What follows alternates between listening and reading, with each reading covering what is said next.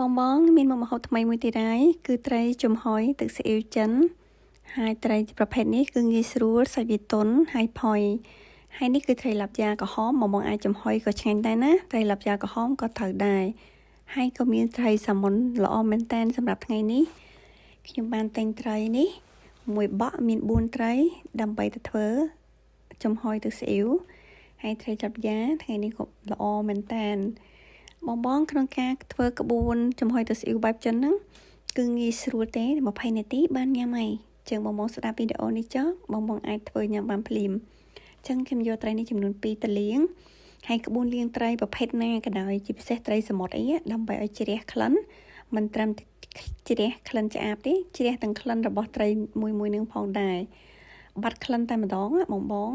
គឺបងត្រូវយកទឹកសាបយកដាក់ឲ្យពេញហើយចាក់ត្រីចូលហើយបងដាក់អំបិលយើងធម្មតាទឹកខ្មេះចូល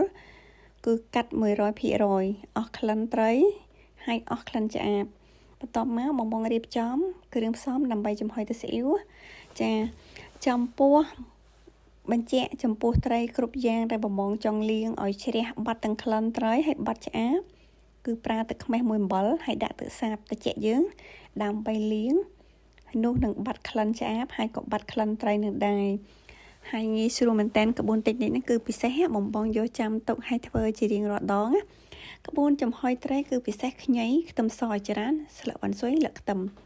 ហើយគ្រឿងផ្សំដែលផ្សំផ្សេងទៀតគឺមានទឹកស៊ីអ៊ីវចិនស្ករសបន្តិចម្សៅស៊ុប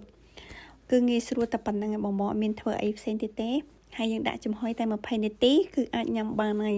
មុខម្ហូបមួយនេះគឺលឿនមែនតើបងគ្រាន់តែមើលវីដេអូនេះចុះបងអាចធ្វើបានម្ហូបមួយចាន